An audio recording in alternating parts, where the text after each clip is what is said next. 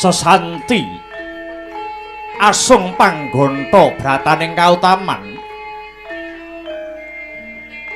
hamiwiti gelaring wayang purwa kang wiwit kuna teking duk sina wis sembada dadya tuladha hambangun jiwa kang utama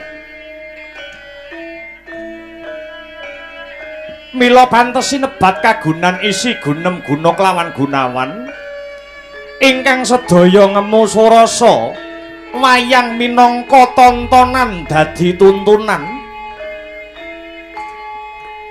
sinebut tontonan labet wayang purwa dadya tamba kang lagya nandhang duh kita kridaning Kyai Dalang kang amurba carita olah swara olah rasa lan sanggit sandyatama akarya sengsem weh lejaring nala larasing gending kelawan tembang sumanding minangka pepeling sendon lan lagon yekti asung pasemon pradangga munya kabarung maranggana dadya lelipur kang hanawung sungkawa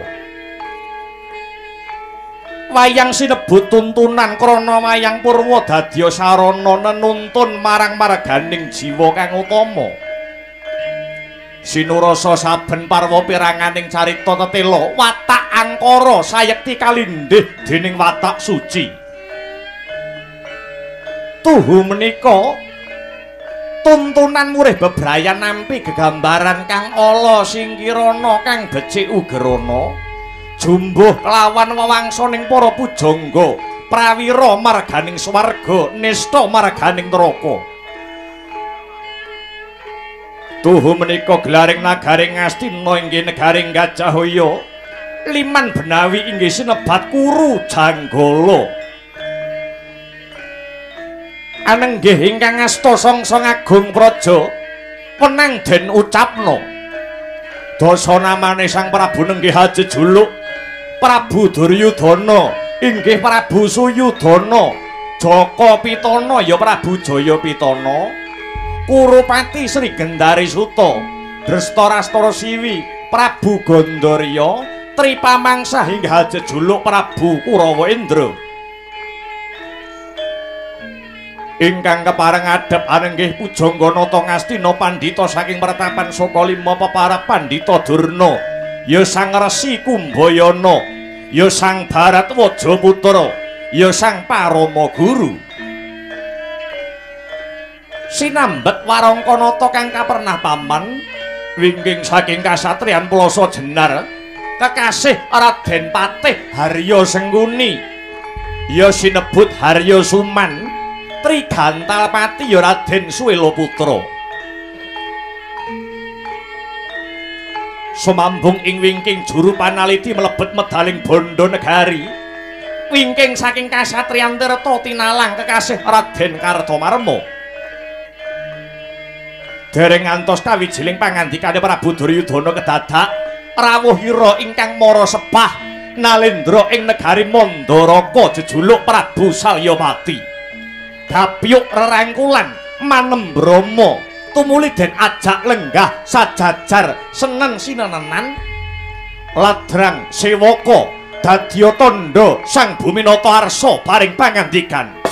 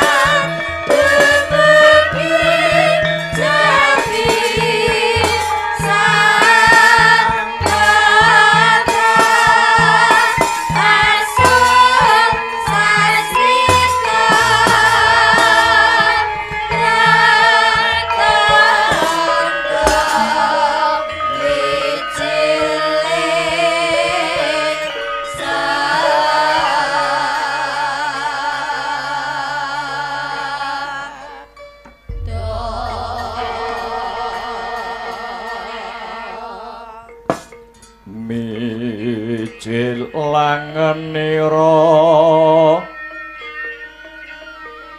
sang nahar pati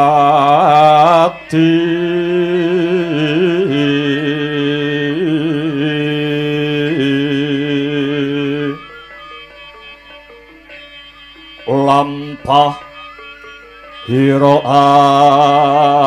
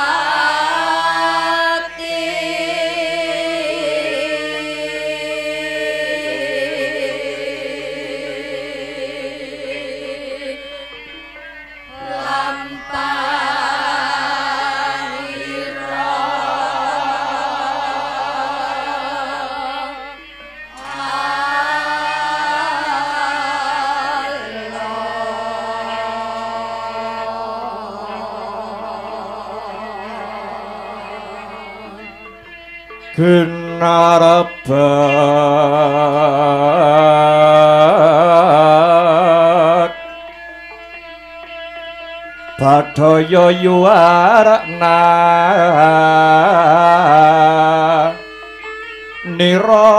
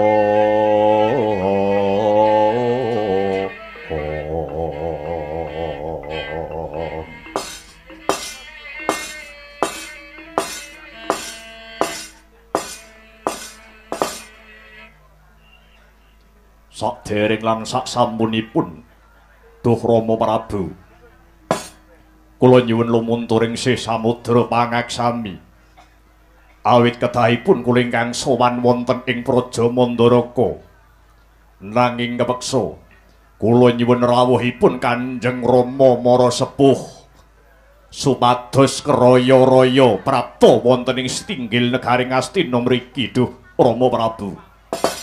Lah dalah Anak Prabu, panjenengan kula aturingi cali raos Durgama Sangga Runggi, rega kang sarta pegiwuh. Sampun to, kula ngrumaosi lamun to paduka menika Nalendra ingkang Gung Binathara. Tartamtu kathah ayahan kang sarta kewajiban ingkang kedah paduka tindakaken. Tur upamiya kula dipun suwun prapta wonten ing setinggil negaring Astina mriki Prasasat kula menika mulih wonten kandhang kula piyambak. Dasare ngaten, nggih. Ambak Salya menika ratu sing wis tuwa, nanging kula ngrumaosi gesang kula menika dipun junjung kalian Gusti ingkang murbeng dumadi. Awit menapa? Kula menika ratu sing negarane mung cilik ning kejunjung derajat lan martabat kula jalaran. Kula menika duweni anak wedok cacahe 3. Kabeh winengku dening Nalendra ingkang agung binethara. Contonipun anak kula Erawati menika sampun kagarwa dening anak Angger Baladewa, ratu saking negari Mandura. Angka kalih anak kula wedok Si Surti Kanthi punika inggih dipun wengku kalian Ratu Ngawangga Si Karna Basusena. Lah, anak kula wedok sing pungkasan nuwun inggih pun Si Banawati. Sinten ingkang boten mireng kekondangan paduka anak Angger Duryudana? Negara ingkang ageng, negara ingkang adikwasa. Menika boten wonten sanes kejawi negari Ngastina mriki. Anak kula pun Banawati kagarwa dening panjenengan. Pramila mboten aneh, mboten mokal, nggih. Salyapati menika rumaos kajunjung derajat miwah martabatipun pramila anak Prabu Duryudana. Slendra ingkang raos, slendra ingkang batos, bebasan rindik sona ginitik sareng wonten utusan. Sareng wonten utusan saking negari Ngastina mriki prapta wonten negari kula negari Mandaraka ingkang surasane kula tinangisan anak Angger Jaka Pitana nyuwun praptanipun Kang Rama ing Mandaraka. Ger, anak Prabu. Gandeng Kang Rama sampun kasembadan prapta wonten ing Pendhapi Agung negari Ngastina mriki. Baya wonten wigatos ingkang pundi dene wanter timbalanipun anak Prabu Duryudana dumateng Kang Rama ing Mandaraka. Menawi keni winedaring kathah ingkang Rama ing Mandaraka sumedya ngangklungaken jangga nilingaken karna nyadong rumentahing sabda sabdanipun anak Angger Jaka Pitana. Permara manguswamya ngambrangangan gati karonaning kaswasiring marga hamalatgung Prisang Ganda mastrat maca lengleng lalu manguladi Soraya mangrangsang wayah Soraya mangrangsang wayah Umyus amara wayah hanto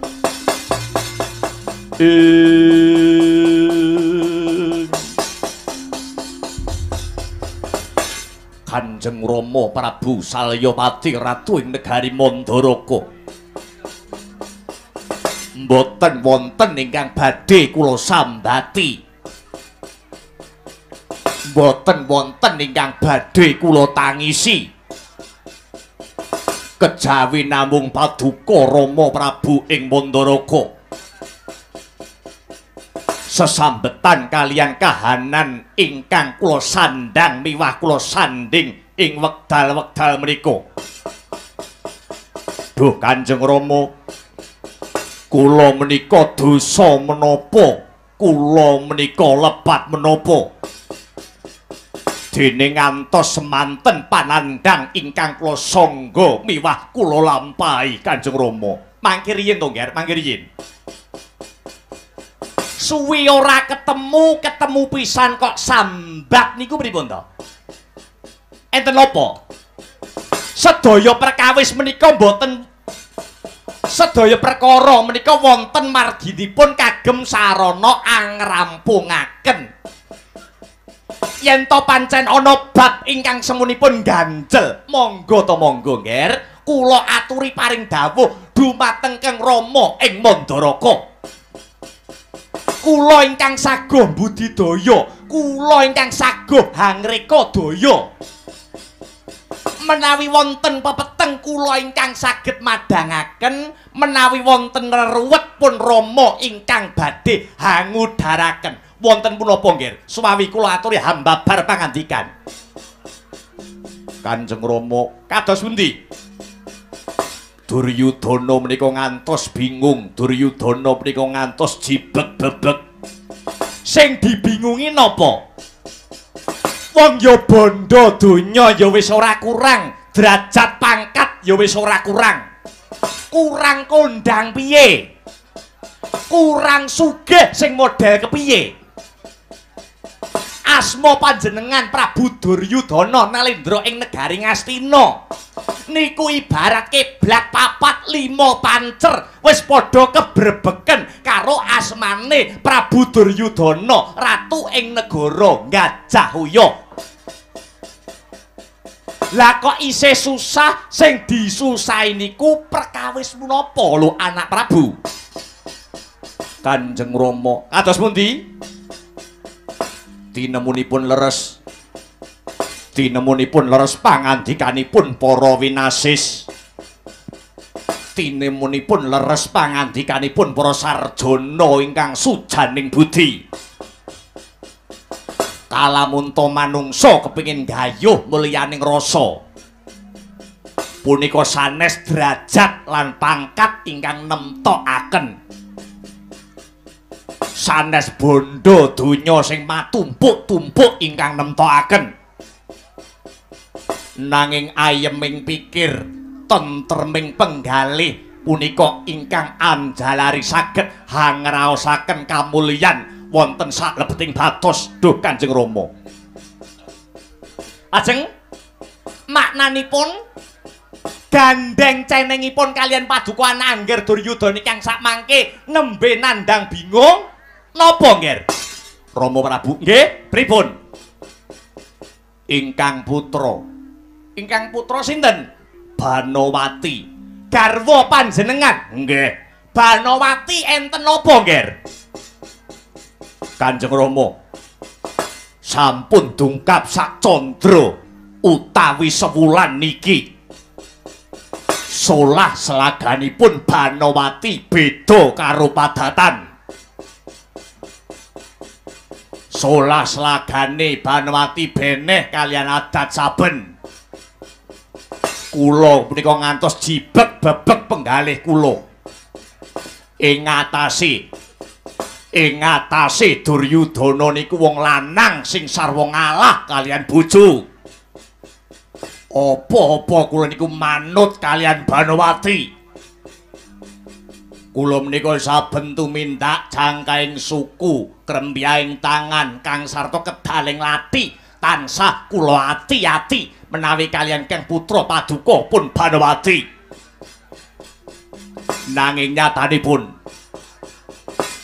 nyatanipun jroning sak candra utawi sewulan niki Duryudana babar pisan ora digagas, Duryudana ora digape, Duryudana babar pisan ora dipaelu kalian si Banowati.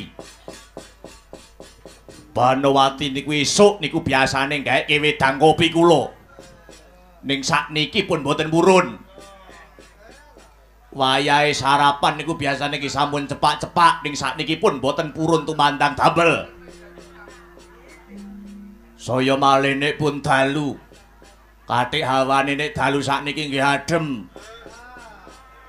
Angger bengi ngaten angger kula cedhaki malah ngalih. Kula tutke teng kamar dheweke malah metu teng ruang tamu. Kula takoni mboten purun semaur, kula menika dosa menapa Kanjeng Rama? Mongko kula menika nek kalih wong wedok diarani nyembah ya kenek. Apa yen nek Ratu Kundang kados kula angger sore kon ngumbah androke Banowati. Malah langkung nemenipun malih Triari kawuri utawi telung dinten niki Banowati mboten medal saking sanggar pamujan. Kula niku ngantos gumun setahun jembleng serendeng. Telung dina ora metu saka sanggar pamujan. Niku janjane ngibadah sing model piye? Umume wong ibadah 10 menit munggah 15 menit niku sampun rampung. Niki ngantos telung dina ora metu saka sanggar pamujan. Pilodoh Kanjeng Rama Prabu. Kanjeng Rama Prabu Mandaraka. Dosa kula menika menapa? Lepatipun Duryudana niku menapa? Kok si Banowati tegel tega mboten gagas kalian kula. Sakit malah kula Rama Prabu, sakit malah kula.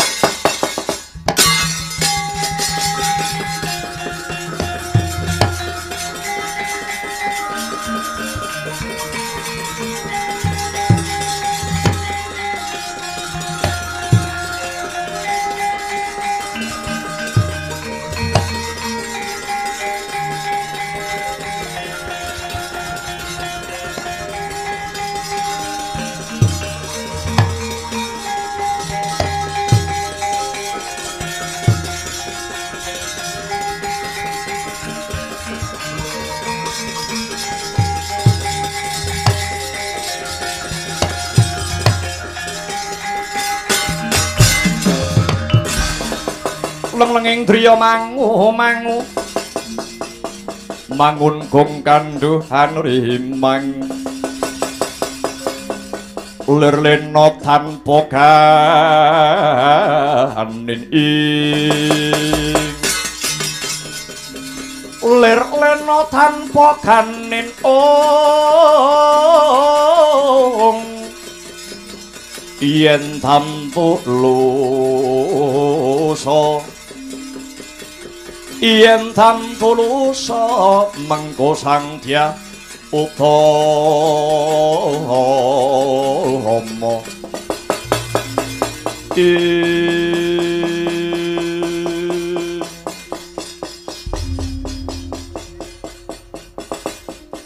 iya jagat Dewa Bathara ya jagat Pangestungkara dados ingkang anjalari goreh lan rongeh penggalih paduka awit saking kadaya solah selaganipun tingkah lakunipun si Banowati punika to nggih inggih lakar kados mekaten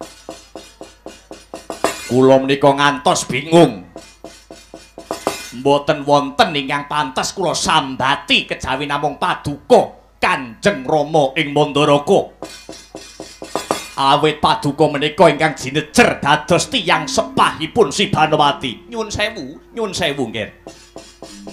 Naminipun tiyang emah-emah utawi tiyang bebrayan.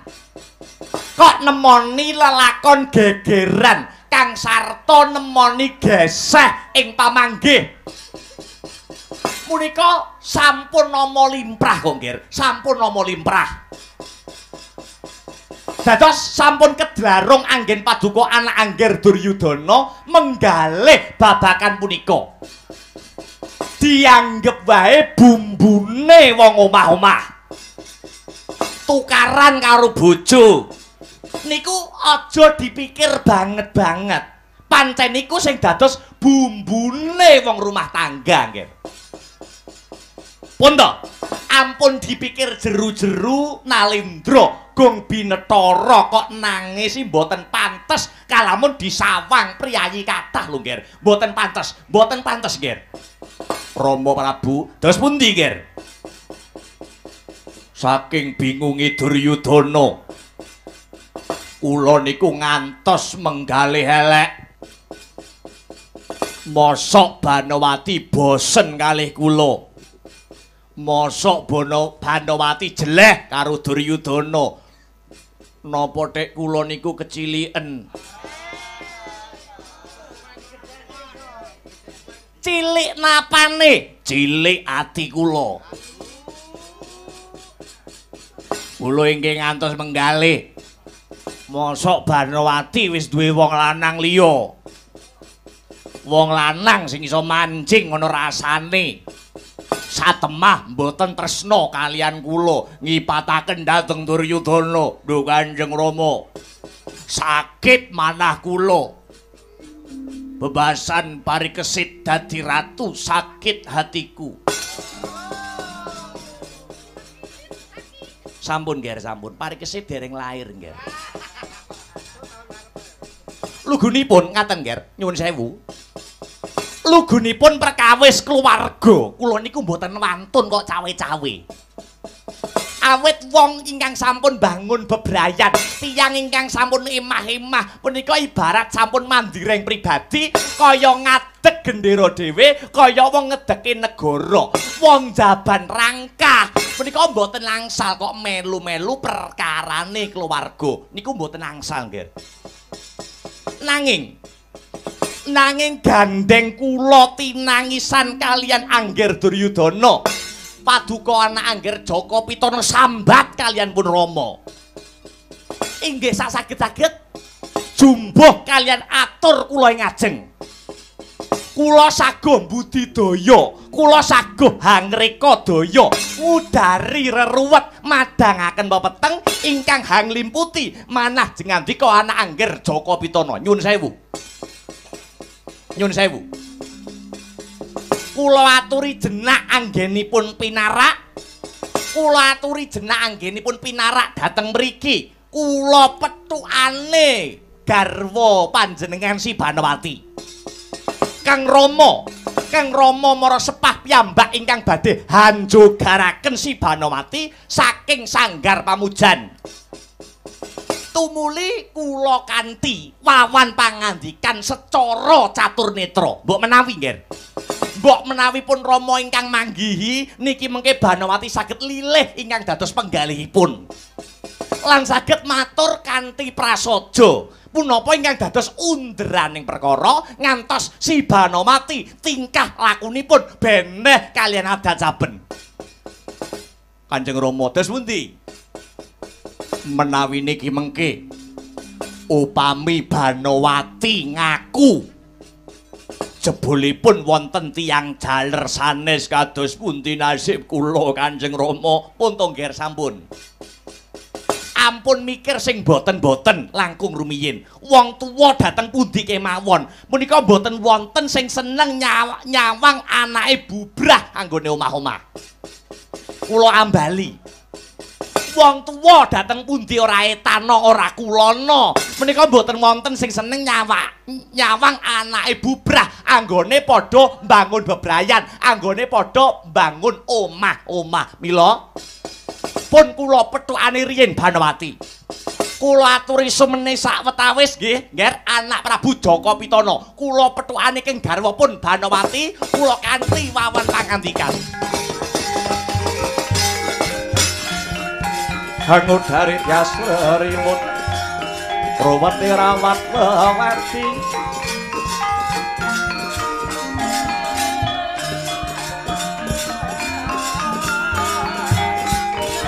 wedi lamun kauningan mrengsang hambek kumawati tan mantep pinarti loko ong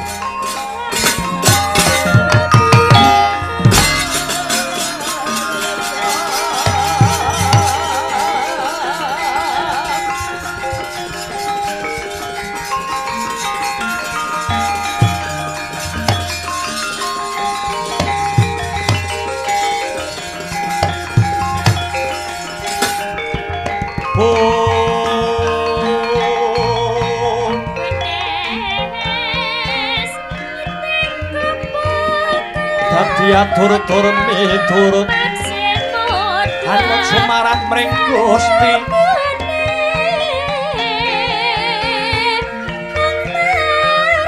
dene sidi yang utama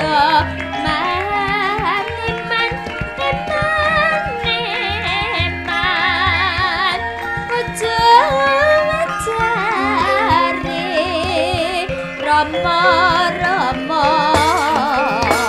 kalong randane kalapa genes minang kuasa yang tidak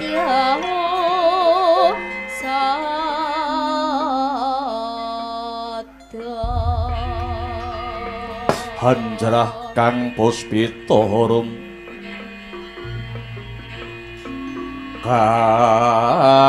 kasiliring samirana mrek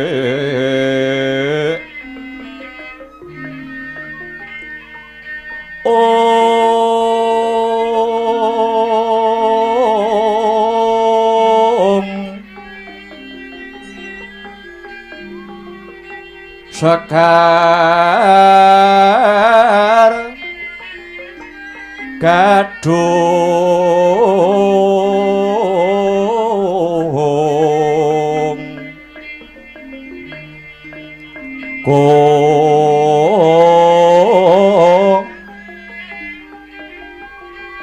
ngas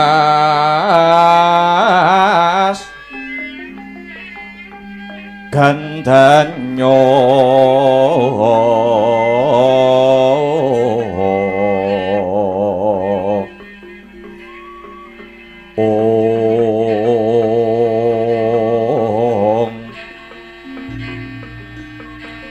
maweh raras rehenaning driya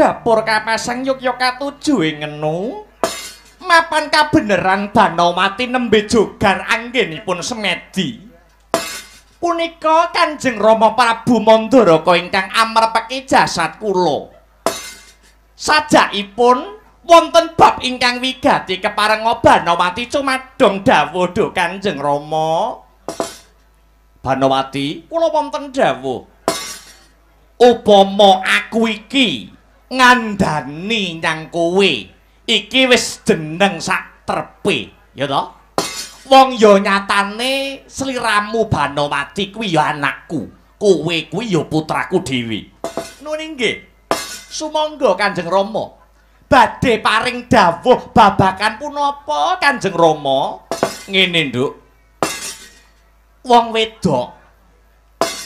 wong wedok kuwi bakal slamet donyane wong wedok kuwi bakal slamet akhirate waton bisa nindakake babagan patang perkara tak baleni wong wadon bakal slamet donyane nganti tekan akhirate yen to wong wedok mau bisa nindakake babagan patang perkara kersanipun Kanjeng Rama Dewaji kadosa pundi kawula pun Banowati arsa ngangklungaken jangga nilingaken karna ngene Banowati tak baleni ya wong wadon bakal slamet donyane tekan akhirate yen wis bisa nindake babagan patang perkara siji ya kuwi wong wedok sing sregep ngibadah manut agama lan kapercayane dhewe-dhewe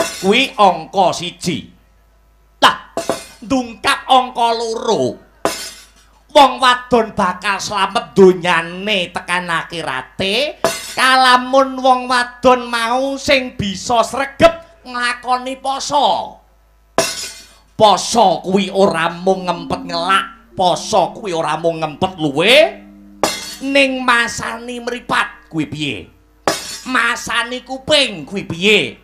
Masani lambe kuwi piye? Masani ati kuwi piye? Wong wedok sing gampang tur angel dipeper kuwi nggon lambe. Biasane adat saben wong wedok kok petuk wong wedok kuwi mesti padha rasan-rasan ora bisa masani lambene. Napa inggih Kanjeng Rama? Ayo no. Merga napa? Merga apa wong wadon kok seneng rasan-rasan? Merga apa wong wadon kok ora bisa gampang masani lambene? Merga wong wedok kuwi tedak turune utawa keturunane Njeng Siti Hawa. Wah, kuwi mengo. Beda karo wong lanang. Wong lanang kuwi keturunane Bapak Adam. Dam kuwi mingkem. Mula ora kulon ora etan. Ora ndimong ora mastrip. Sing cocok seneng rasan-rasan ki tak takoni wong wedok apa wong lanang?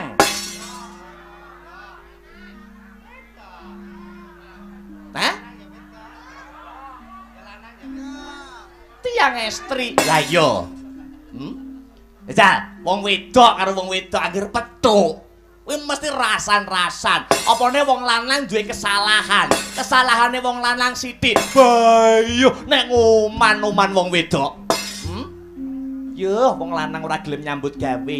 Isine cangkruk esuk bengi, awan sore sing nggur ngopi karo mancing. Yuh, ngene iki wong wedok iki butuh napakah, butuh duit kanggo nyukupi keluarga, butuh beras, bayar listrik dan lain sebagainya. Ngono wong wedok nek nguman-nguman wong lanang duwe kesalahan sithik bayo entek ame kurang golek ora gelem mingkem nek urung dijejeli karo gedang goreng. Lho ngono kuwi. Kuwi wong wedok.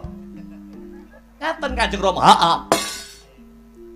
Angka 3. Angka 3 wong wadon bisa slamet donyane, bisa slamet nganti tekan akhirate kalamun bisa bekti marang guru laki. Utawa bekti karo bojone. Ibarate Banamati, ibarate wong wedok kuwi sawah, wong lanang kuwi pacul. Sawah kok arep dipacul sak wayah-wayah. Sawah mau ora kenek selak. Sawah mau ora kenek semoyo. Wong wedok ki sawah, wong lanang ki pacul. Pacul kok sir macul sawah, sawahe ndak kena alasan. Ngono lho. Mengaten. Iya, nek enek kedadean wong lanang butuh karo wong wedok. Ibarate pacule sir arep macul sawah, sawah kok nolak, sawah kok semoyo, wong wedok kok mau dikumpuli. Iki mengko wong wedok sajroning sewengi muput bakal dikutuk karo malaikat. Dikutuk karo malaikat. Mekaten. Ha iya. Lah upama piye Banawati? Upami tiyang wadon menika terus kesel kerja ngelembur yo nyinden ora mandeg. Kerja nganggo ngelembur esuk awan sore bengi ora leren. Ibarat awake kesel njaba jero. Mengaten napa nggih mboten angsal nolak? Ora entuk. Sawah ora entuk nolak. Lah caranipun kena disikapi. Sawah ibarate sawah iki mau wong wedok kok kesel nyambut gawe pacul sir arep macul iki kena disikapi. Sikapipun kados pundi? Ibarate panganan sego goreng wis to lerno tok nak dicindoki dhewe. Wis to lerno tok nak dicindoki dhewe. Saniki umpami pitakenipun dipun walik. Diwalik piye Banawati? Umpamanipun sing karep sing wedok. Heeh, sing karep sing wedok. Wong lanang ingkang nolak, menika kados pundi hukumipun? sing wedok sing karep kumpul wong lanang kok nolak mergo kesel kuwi hukume sah ora apa-apa. Lho, kok mboten laden lho? Iki agama Banowati, iki agama.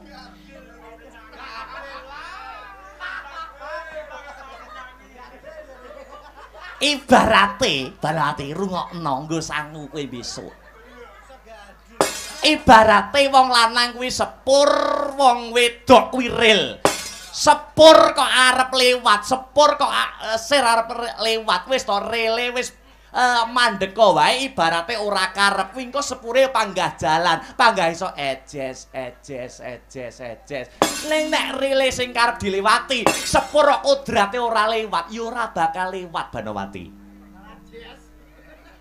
Ejes. Heeh.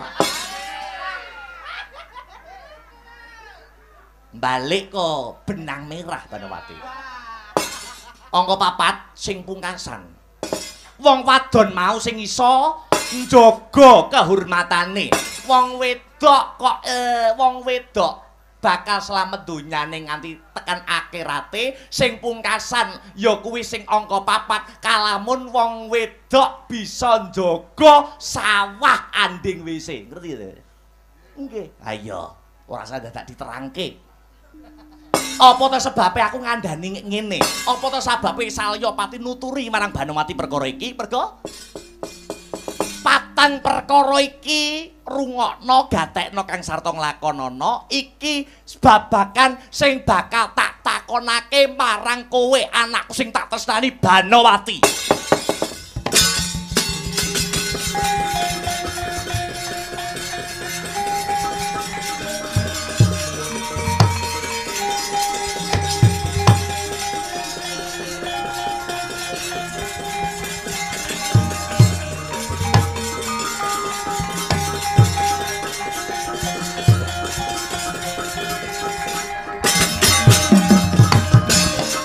Sinokarta mrehtar tamtu ning utama titi tetep dadi pangubaning wong madya tentreming ati tamtu kena tinulado piasilir wulan dadari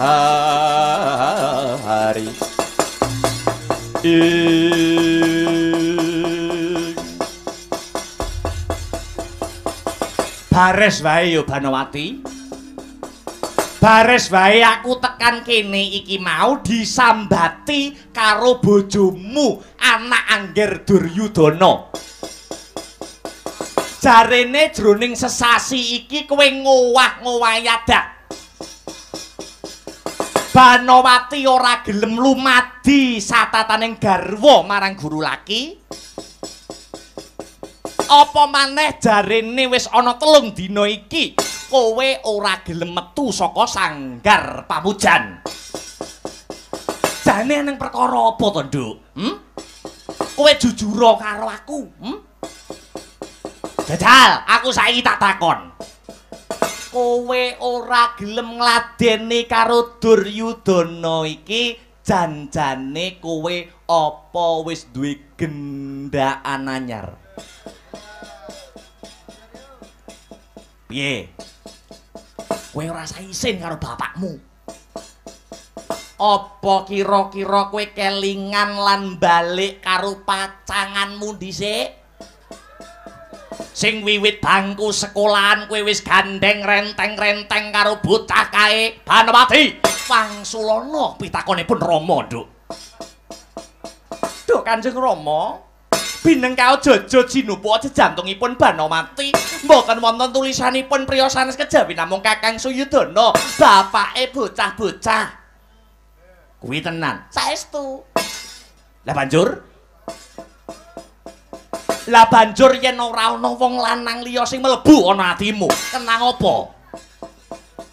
Kenang apa si Banowati udakara ana sesasi ora gelem ngladeni karo bojomu? kenang apa jroning 3 dina iki kowe mlebu ana Sanggar Pamujan babar pisan ora metu saka wujute Sanggar Pamujan iki Banowati.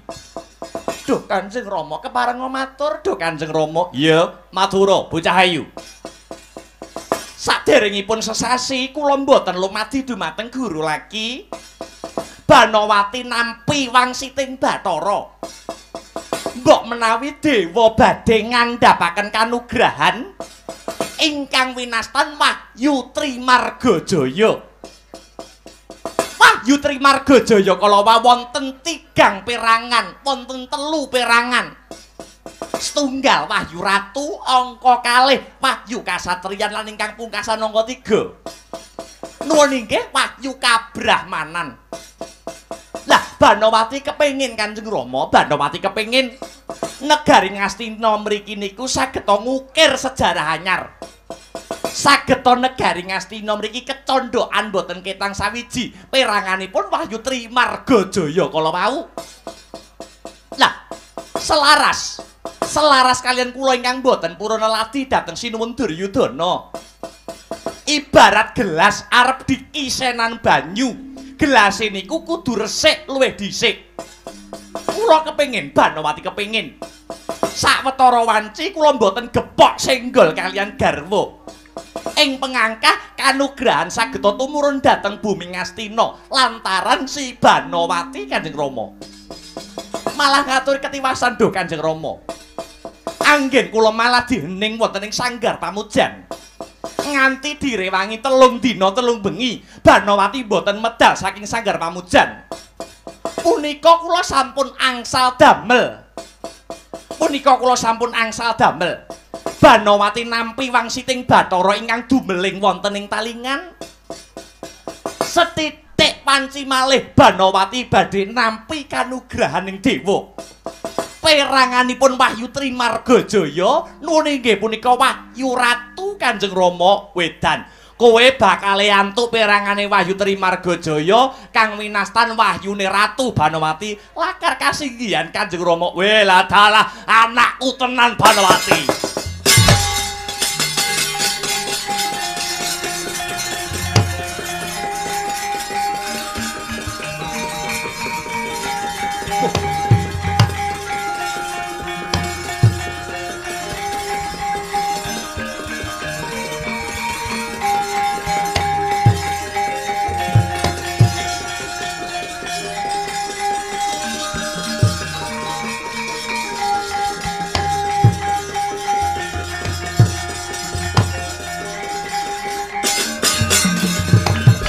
Sranane wong yen lupung betah lopo kurang guling.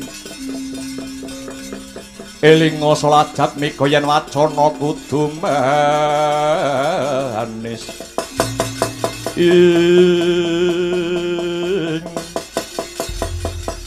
Syukur bagi jumurung Banowati. Yah, pun Rama melu seneng. Pun Rama melu bungah. Ya wis, yen pancen wis ora ana perkara apa-apa, mengko tak kandhanane bojomu si Duryudana. Yen perlu dina samengko tutukna Banowati. Anggonmu semedi malah diening ana ing Sanggar Pamujan.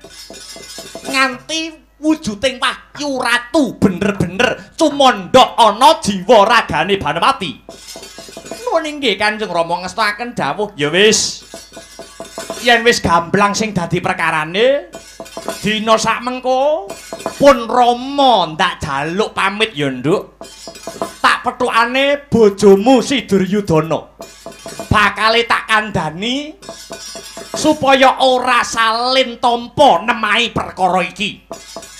Muga-muga barengi sintrang samirana apa sing dadi gegayuhan luhure si Banowati bisa kasembadan. Satemah Wahyu Ratu bisa cumandha ana bumi Ngastina lantaran anakku si Banowati.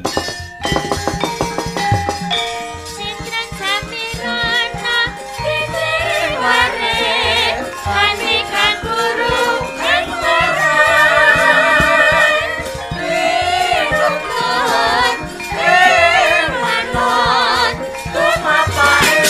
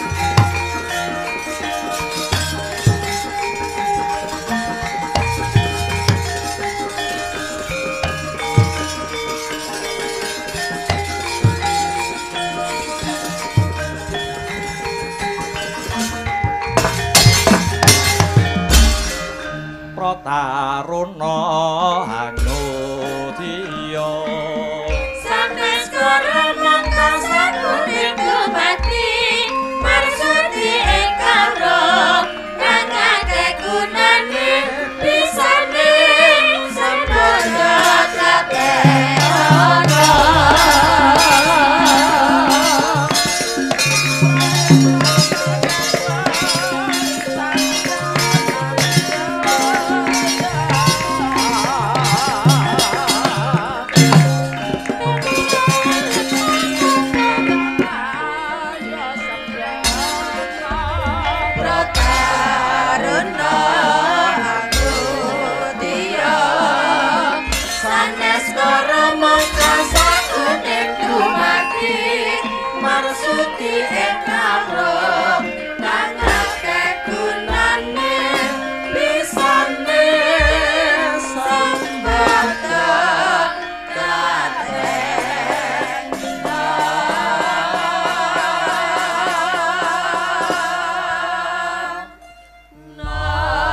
pasang kalimam tabi bisawanan kula sinabeta ing iladuni dumawa ing tawang towang kula ingkang sowan sinuwun mengko dhisik ora teges Duryudana iki angkuh nanging pancen wae lagi weruh mula aku mitambuh sapa brahmana kang nembe rawuh nderek tepang Hangladiwanu sinuwun kula pandhita kleyang kabur kanginan kemul mega akeh kudung langit dene paparap kula nuwun inggih pun Begawan Wisamuka Begawan Wisamuka nuwun inggih sinuwun duwe perlu apa dene Begawan Wisamuka lumarap madhep marang panjenengan ingsun nyuwun sewu bares kures bloko suto blak kutang terus terang ing ripalenggahan sak mangke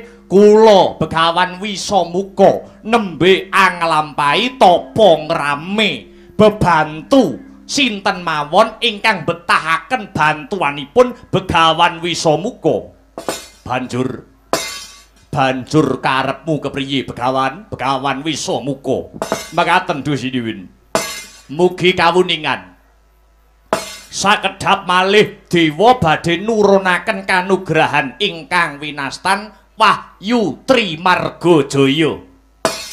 Wahyu Trimargajaya kala wau kapérang cacah 3 setunggal. Wahyu Ratu, angka 2 Wahyu Kasatriyan lan ingkang pungkasan angka 3 Wahyuning Kabrahmanan. Punapa paduka sinuwun Duryudana mboten kepengin negari Ngastina mriki saged kecondhokan salah setunggal peranganipun Wahyu Trimargajaya kala wau. Supados paduka sinuwun Duryudana saged langkung kuncara Handayeng Bawana anggenipun ngenyam kawibawan dados ratu mapan wonten ing negari Ngastina mriki. Menawi paduka sinuwun Duryudana kepengin kanugrahan Trimargajaya cumondhok wonten ing negari Ngastina mriki kula pun Begawan Wisamuka ingkang saged budidayakaken dosinuwun. Bapa Durna kadosa pundi Bapa? Punika sae nggih, punika becik, punika gegayuhan ingkang luhur. Selamining gesang Ngastina mriki dereng nate angsal wujudipun kanugrahan. Menawi Wahyu Trimargajaya saged ginayuh dening negari Ngastina tartamtu menika saged handayani kamulyan kang sarta katentreman dumateng jengandika sumrambahing para kawula agung ing praja Ngastina nggih. Bapa Durna nggih. Begawan Wisamuka kula wonten dawuh sinuwun. Lah banjur kanthi srana sing kepiye? Kanthi cara sing ndi? Lewat dalan sing kepiye panjenenganmu Begawan Wisamuka bakal bantu negara Ngastina supaya bisa ngintukake wujude kanugrahan kang winastan Wahyu Trimargajaya. Duh sinuwun wonten tetembungan jer basuki mawa beya kelakone panjangka kudu mawa pangurbanan. Wahyu Trimargajaya saged ginayuh negaring Ngastina nanging kedah wonten tumbale sinuwun. Kudu ana tumbale lakar kasinggihan.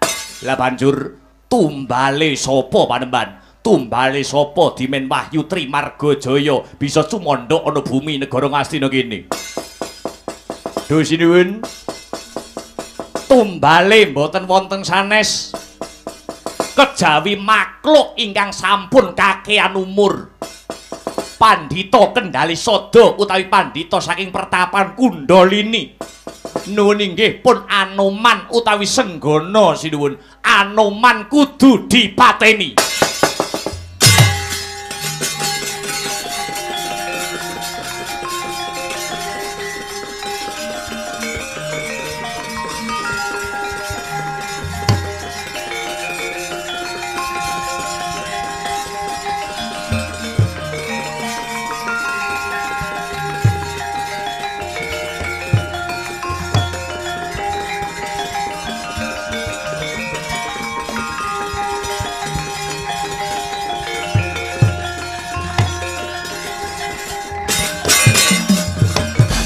Agyatari sanggapira ngurinanggul ginempit gempit dosa ngretnaning bawana ing Anoman kudu dipateni lakar kados mekaten Dwi Sinuwun. Panembahan Begawan Wisamuka. Lah banjur panjenenganmu apa saguh mateni Anoman? Anoman kuwi duweni kasekten sing linuwih. Mantan Gembong Swilagiri nate mateni ratu sing sekti ya kuwi Prabu Dasamuka, ratu saka negara Ngalengka Diraja. Ampun wasu melang sinuwun, ampun kuwatir. Kula badhe bidhal dinten sakmangke, mangke surup surya. Kula sampun sagah mbeta batangipun pun Anoman sinuwun. Edan-edanan.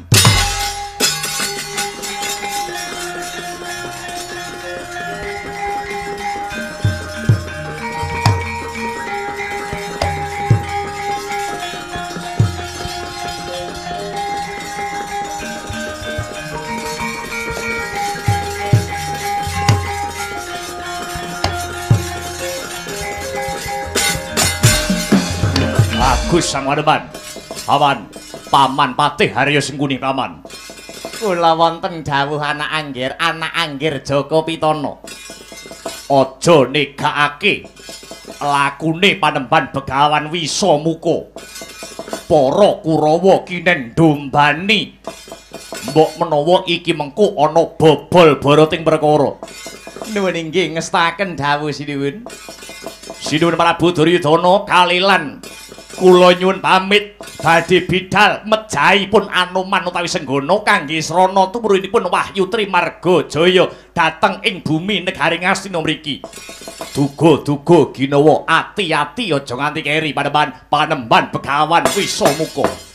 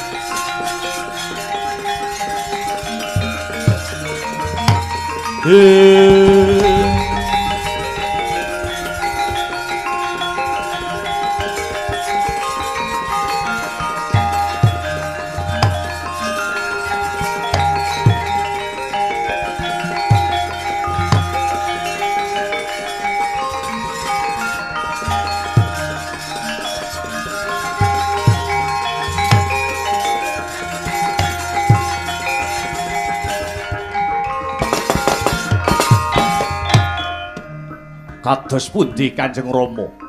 Anggen paduka sampun wawan pangandikan kalian Yayi Banowati. Nggih, anak Prabu, bejo kemayangan boten kados paduka anak Angger Duryudana. Liripun maknanipun kados pundi Kanjeng Rama? Anane Kang Darwa mboten lumadi kalian paduka awit sampun diniati prihatin nyedhake rasa dhateng purbaning Gusti ingkang murbeng dumadi. Lan malihipun nggih wontenipun si Banowati mlebet wonten sanggar pamujan suwene 3 dina 3 bengi babar pisan boten medal punika boten muspra datanpa guna awit sekedhap malih Kang Garwa badhe nampi kanugrahaning Jawata perangane Wahyu Trimargajaya nuwun inggih pun wahyuning ratu nggih. Weh la dalah. Ya jagat Dewa Bathara ya jagat Pramudita. Syukur bagi jumurung. Tinemunipun boten perkawis sanes nggih Kanjeng Rama. Mboten kok nggih mboten. Malah kepara Kang Rama boten wangsul riyin dhateng negari Mandaraka. Keparenga Kang Rama mangas Rama rumiyin dhateng negari Ngastina mriki. Salya pati boten pati-pati bali menawi Wahyu Ratu dereng tumurun dhateng Banowati nggih. Gandanya sekar gadung.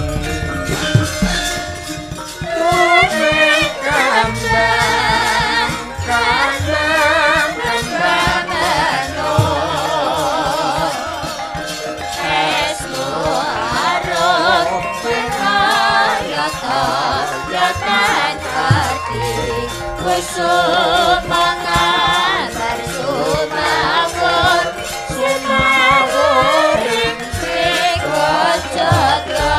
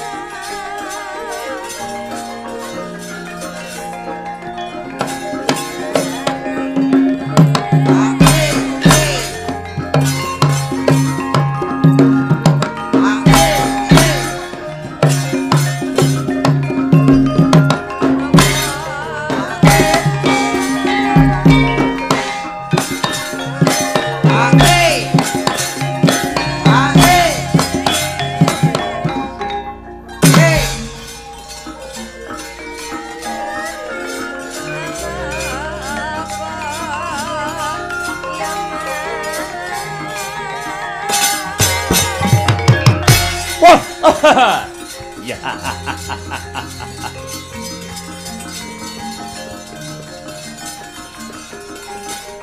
Hi. Ho. Hi.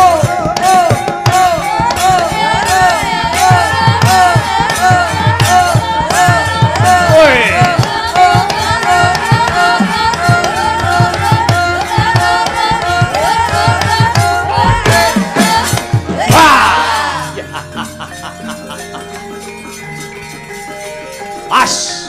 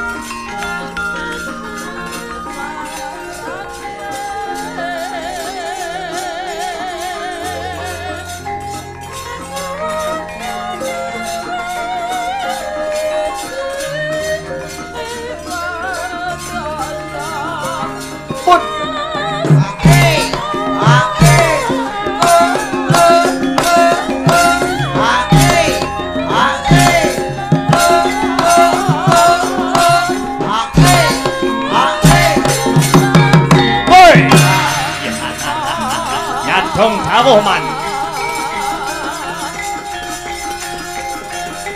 Hei.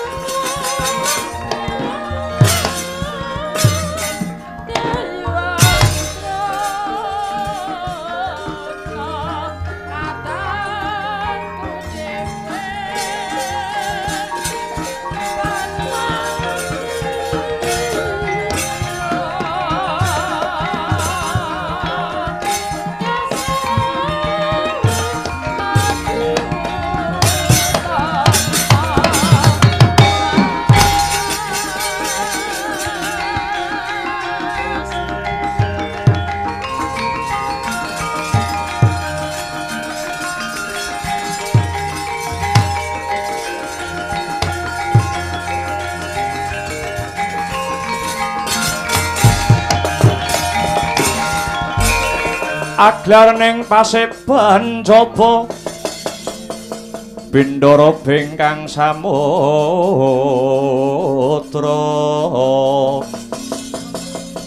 Abrabosaning wadya wong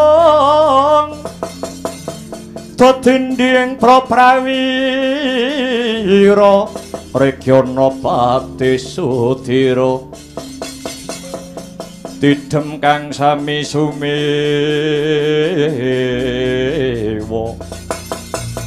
ing latialah Paman Harya Sengkuni ingkang sampun medhaling jawi nitih bendi Dursasana nyungsung Maratiman Paman Sengkuna ingkang sampun medhaling njaba nitih krita Dursasana nyungsung Wardaman ya Paman Sengkunar ingkang sampun medhaling latar nitih Dokar Dursasana nyungsung kabar Paman Sengkuna ndase atos cangkemmu le karo wong tuwek ngendas-ngendaske dirungokne wit ngarep enak tinemune jebul njendol mburi para sata Kurawa kabeh wae kula paman kula wonten dawuh paman Mara gage dina iki rungokno gatekno kang sarta nglakonana wa sing pasewakan dina iki Stinggil Negara Ngastina ketekan Pandhita Anyaran sing peparab Begawan Wisamuka paring dawuh kalamun ing ripalungguhan iki ana kanugrahan kang bakal tumurun sing jenenge Wahyu Trimargajaya. Dene Wahyu Trimargajaya perangane ana cacah 3 ya kuwi 1 Wahyu Ratu, 2 Wahyu Kasatriyan, angka 3 Wahyu Kabrahmanan. Supayane wahyu mau bisa sumandha ana negara Ngastina, manut pangendikane Begawan Wisamuka kudu mawa tumbal. Tumbale ora ana liya kejaba umat sing wis kakean umur si Anoman pendhita saka Kendali Sada. Iki dadi Kurawa ken mateni Anoman le. Durmakati ya. Didombani lakune Begawan Wisamuka anggone duweni kesaguhan bisa merjaya kethek putih si Anoman. Ladalah. Cebol gayo lintang cecak nguntal cagak tangeh kelakone Anoman wis nate mateni ratu saka Ngalengka Diraja Prabu Dasamuka. Lah kok Kurawa kon mateni Anoman, Kurawa musuh Petruk ora tau menang kok. Apa-apa ki sing penting usahane sik le. Swatama kula wonten dawuh paman. Kaya padatan ya ngger. Muga antuk pengasih saka Gusti Kang Maha Asih. Jeneng sira Swatama metu njaba. Pisan dandan kaping pindho mlumpuk, kaping 3 kabudalake. Amit madal pasilan paman. Aja kaya bocah cilik Swatama. Kumrek kang bala lumares. Budaling pramadya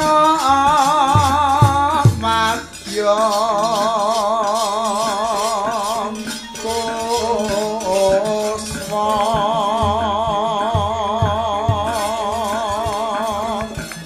warna-warna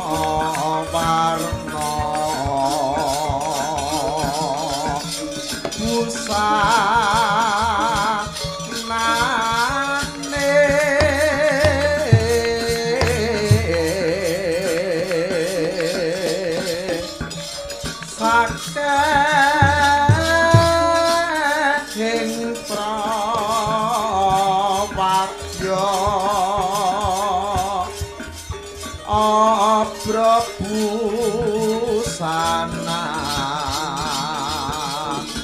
nira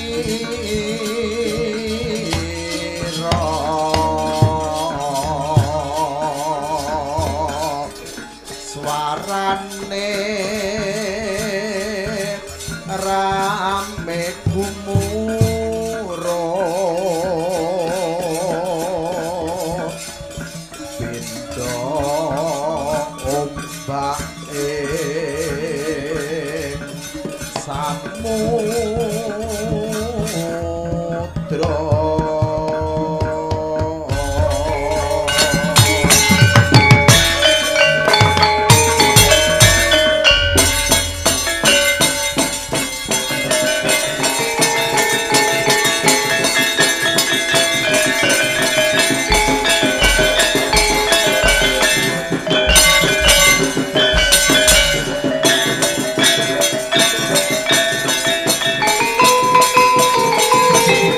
Satu